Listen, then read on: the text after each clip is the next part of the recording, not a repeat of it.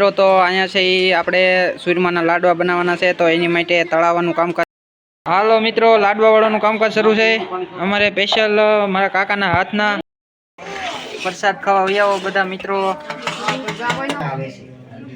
રાજા આવેલા જોઈ અને ભગવાનની કથા પૂરી થાય ભગવાનનો પ્રસાદ થાય છે ગોપનામના ગોળીથી તો રાજા તો આપણે નિરાશ જમે કાઢીને થઈ ગયા છીએ તો આજનો વિડીયો અહીંયા પૂરો કરી દઈએ જય દ્વારકાધીશ જય શ્રી રામ બધા મિત્રોને તો મસ્ત મજાનું સવાર થઈ ગયું છે અને આજે આપણે છે સત્યનારાયણ ભગવાનની કથા તો કથાનો સંપૂર્ણ બ્લોગ રહેવાનો છે એમાં હું તમને બધી માહિતી આપી કથાથી માંડીને જમવા કરવાની બધી આજે ફૂલ ફેમિલી બ્લોગ રહેવાનો છે તો આપણી ચેનલમાંથી નવો હોય તો સબસ્ક્રાઈબ કરી દેજો અને આપણા વિડીયોને લાઈક કરી દેજો તો હાલો મળીએ આગળ વિડીયોમાં મિત્રો તો અહીંયા છે એ આપણે સૂરમાના લાડવા બનાવવાના છે તો એની માટે તળાવવાનું કામકાજ શરૂ થઈ ગયું છે સુલો બુલો માંડી દીધો છે કમ્પ્લેટ બધું કામકાજ શરૂ થઈ ગયું છે જો મિત્રો અમારે કાનુભાઈ છે એ અહીંયા કમ્પ્લેટ સૂરમું ભાંગે છે અને આને આપણે સૂરમાના લાડવા કરવાના છે અહીંયા બધી પાર્ટી છે એ બેઠી છે વાતું કરે છે મોજ કરે છે તો હાલો આગળ વિડીયોમાં બધા મહેમાન આવે એટલે મળીએ આપણે બધા કમ્પ્લેટ અહીંયા બેઠા છે તો મળીએ આગળ વિડીયોમાં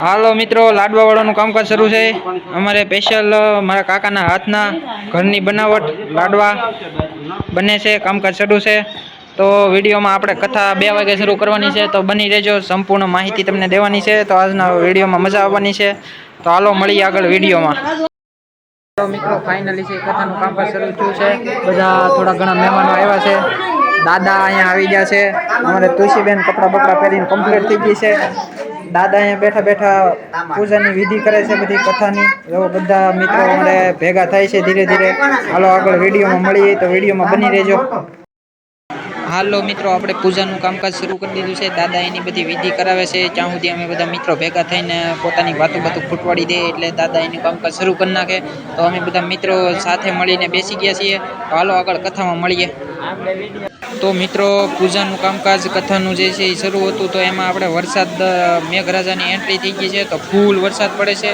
અને દાદા તો એનું કામ શરૂ જ રાખ્યું છે તો આપણે પૂજાનું કામકાજ કમ્પ્લીટ શરૂ છે પ્રસાદ વિતરણ હજી બાકી છે તો એ આગળ વિડીયોમાં સંપૂર્ણ માહિતી આવવાની છે તો વિડીયોમાં બની રહેજો તો મજા કરવાની છે આપણે તો હાલો મળીએ આગળ વિડીયોની અંદર દાદા 2-5 શબ્દો કે એ સાંભળી લેજો આમ મજા આવશે તમને સાંભળવાની કથા તમે જે મિત્રો શહેરમાં રહેતા હોય કદાચ ન પણ સાંભળી હોય તો સાંભળજો તમને મજા આવશે આગળ જે અધ્યાય બોલે એ મજા આવશે તમને સાંભળવાની તો સાંભળજો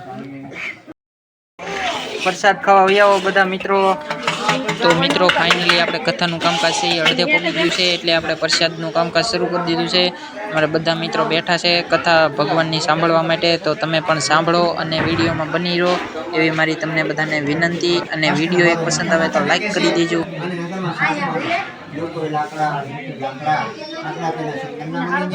સુગંધ આવવા લાગી રાજા પોતાના પ્રધાનોને પૂછ્યું કે આ સુગંધ શેની આવે છે તપાસ કરો રાજાના પ્રધાનોએ તપાસ કરી તો તે પટિયાળાના મસ્તકમાંથી જે લાકડાનો ભારો હતો એની સુગંધ આવતી હતી પટિયાળાને બોલાવી રાજ્યમાં લાવે છે પટિયાળા રાજ્યમાં આવ્યા પછી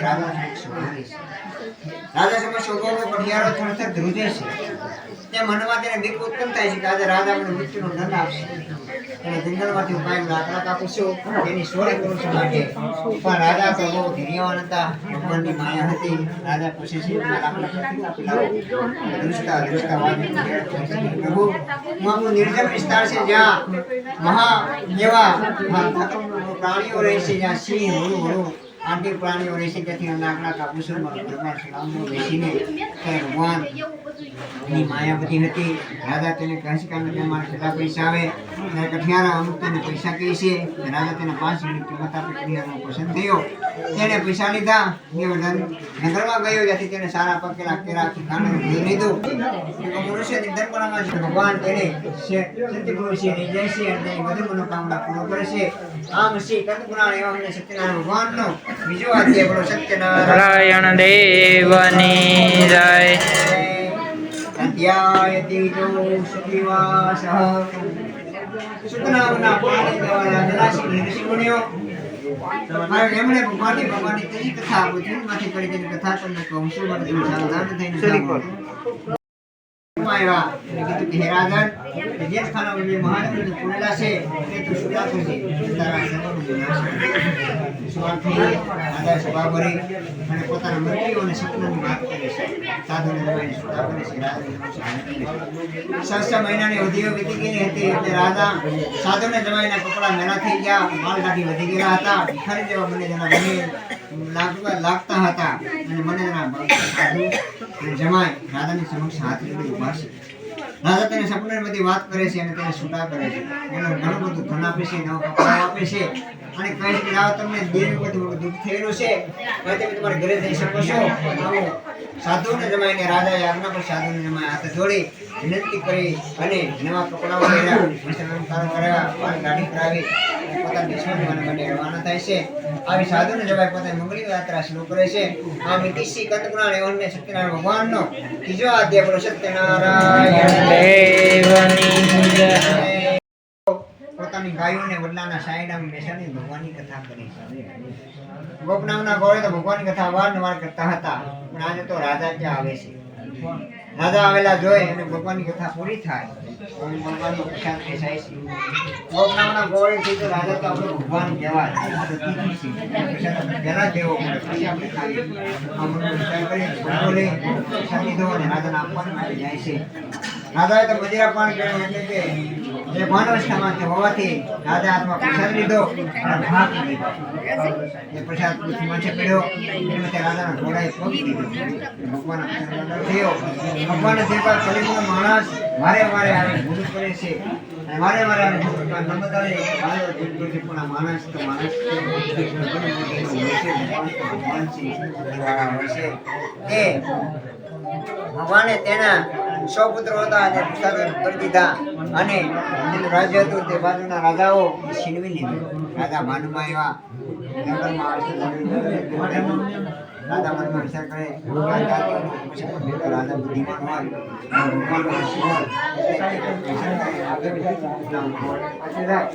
ભગવાનની કથા કેમ ભગવાન તેને થાય અને રાજ્ય તેને પાછું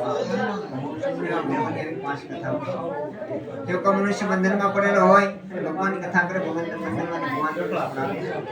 જો કોઈ મનુષ્યને ભય પામેલો હોય ભગવાનની કથા કરે ભગવાન તેને ભયમાંથી મુક્ત કરે છે. જો કોઈ મનુષ્ય નિર્ધનપણામાં જીવન જીવતો હોય અને ભગવાનની કથા કરે ભગવાન તેને ધૈર્યવાન બનાવે છે.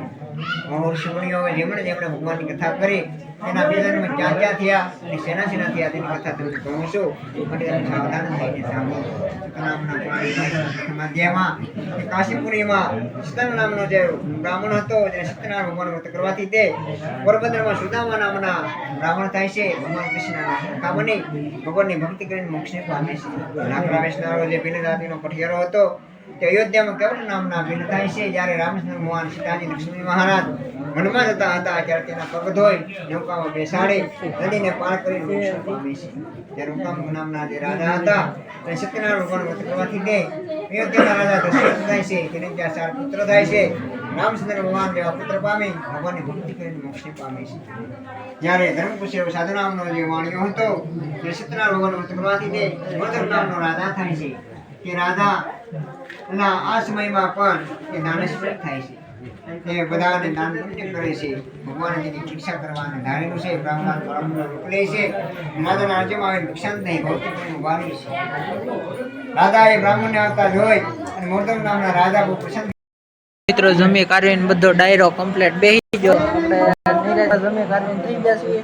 તો આજનો વિડીયો અહીંયા પૂરો કરી દઈએ. જય દ્વારકાધીશ. વિડીયો પસંદ આવે તો લાઈક કરી દેજો અને આપણી યુટ્યુબ ચેનલને સબસ્ક્રાઈબ કરી દેજો. મળીએ કાલના વ્લોગમાં. Bye bye.